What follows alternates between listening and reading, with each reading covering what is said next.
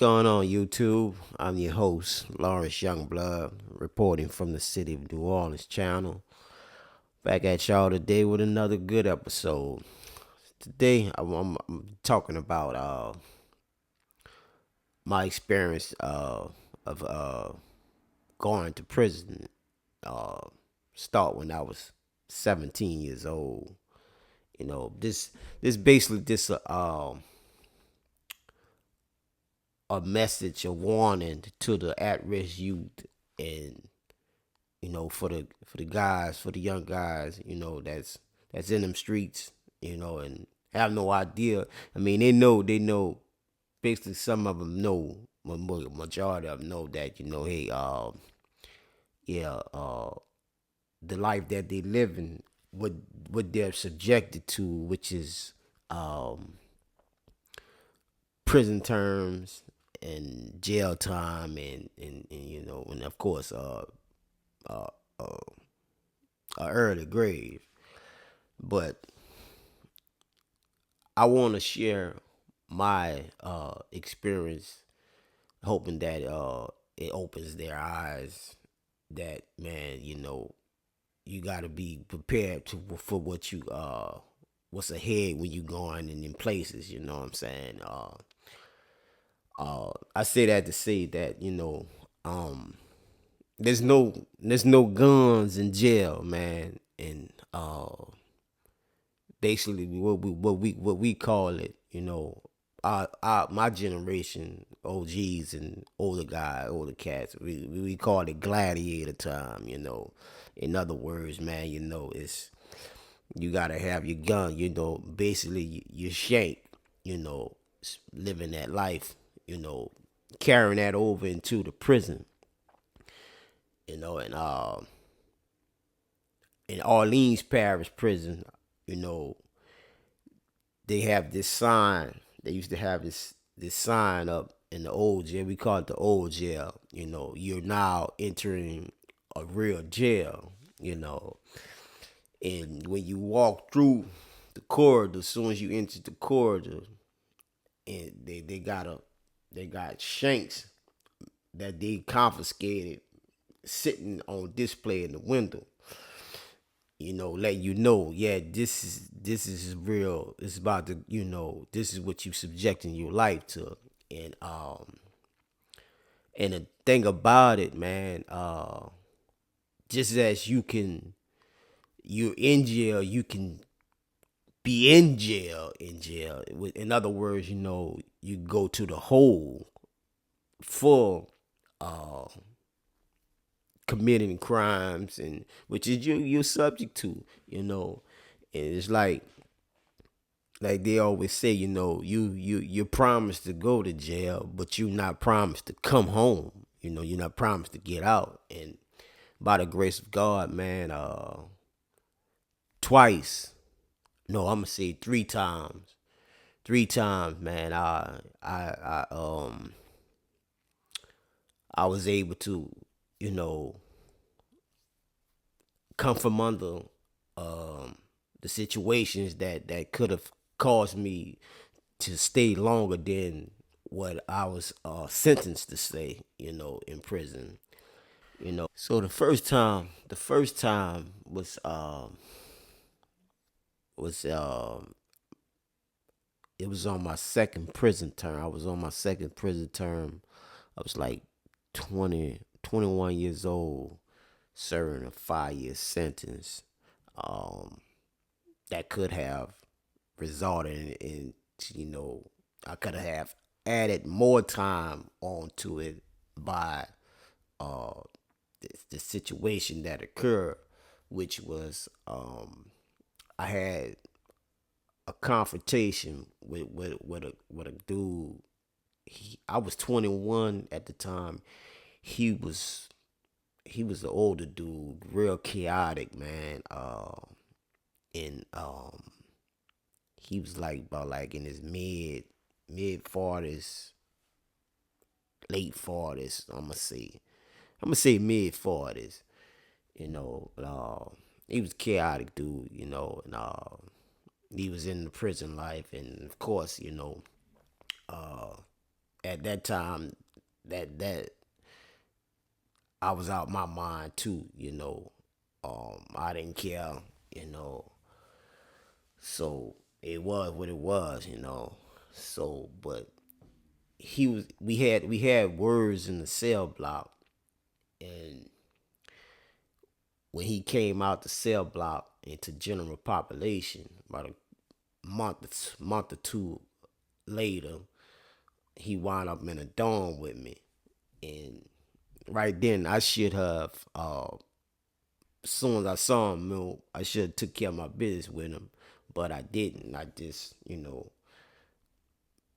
bypassed it, and I let him make his move first, which, he attacked me, he snuck me, and just so happened I had my shank on me at the time, and man, one thing led to another.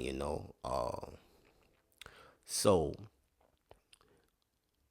I wound up going to the cell block. They put me in the cell. Of course, they beat the shit out of me. The CO's correctional, they beat the shit out of me, and they put me in the cell. And after being found guilty, um, in for the stabbing, um, they took me outside the prison to the parish jail, and booked me with aggravated battery, and on top of that, they shipped me to Angola. They shipped me to Angola, and but by the grace of God, they didn't they didn't pursue the charges. 2 years had been passed. So I filed a motion to squash in the law library, and I got the case thrown out by God's grace. And but I was facing, what I'm saying, five, possibly a life sentence, because they could have multi-billed me, they could have flattened me out, they could have hit me with the three strikes law, man. Man, it's you when you know what I'm saying, when you in them places, man, it's basically like you gotta walk a thin line, man, cause at the blink of an eye, man, you can your whole your 5 year sentence can turn to a whole life sentence. Oh, and you can not be living that life, be into the prison stuff, bull crap, you could just be chilling. But at the blink of an eye, anything can happen, so you gotta think for yourself as well as other than and know how to move, and you know and survive in those type of environments. But in the second incident um happened. This is my third. I had wound up back in prison. This was like 2004. I was in OPP. Um, I was facing a life sentence. You know, but by the grace of God, I wound up getting 15 years, flat years. But right before I got my time, you know, guy I was sharing the cell, I was my living partner. We called my cellie. Me and him. We had a few words, and again, he attacked me. And we started fighting, and one thing led to another. And you know what I'm saying, and I had my shanking, and it was what it was. You know, and again, SID, they beat the shit out of me. They even tased me. You know what I'm saying? Um, and they wind up rebooking me too with aggravated battery. And that got that again. That case got it never it never made it to the district attorney's office, so they didn't even pursue the charges. They just threw it out after 60 days. So yeah, I was fortunate, to uh, not get another not another, another sentence added on to the 15 years that I was facing. So, and then my third time is after I caught the 15 years, after I got sentenced and they sent me back to prison. And I was kind of like, I was in DCI, man, and I was trying to do right. I was trying to do chill and get right. You know what I'm saying? Cause it's still, it was a strict camp, but it still had the foolishness going on, and like I say, man, you at the blink of an eye, it could go down, man. Even the strongest fall, and what happened was it was this big cocky white dude, man. He didn't like me. He didn't like me from the get go when we was in the dorm together. For some strange reason, he just didn't like me from the get go, and me and him finally had a little dispute about the canteen line. He built the case on me about the canteen line, and he said something, I said something, and he was like, "We gonna take care of that when we finish." I said, "All right, that's cool." And of course, I'm a little dude, you know what I'm saying. He's big old cock. He love that iron pile, you know what I'm saying. And I said, man, and then just that quick, I didn't, I wouldn't say fear, but it was more of ego, like all that moderate, being good, trying to stay cool and out of trouble, all that it just went out the door. I had a good job, the security knew me, like, they wasn't really sweating me like talking about it. I ain't had no write-ups, man. I was in school. I was into all kind of positive things, but all that, went out the door. You know what I'm saying? And it was like, I'm gonna show you. Then it was like, not so much say I'm not racist at all, but man, it was just the fact of him. I know in his mind it's like nigga. You know what I'm saying? And man, I see, man, I'm gonna show you, you fucking with the right one. So man, so I left out the store line. I went strictly with God, which I shouldn't have had, from the get go, cause if you trying to, you got a plan and agenda, what I'm saying, you need to follow, you need to, refrain from all kind of wrongdoing, and it just block it all out, avoid it as much as you can, but that particular day, man, he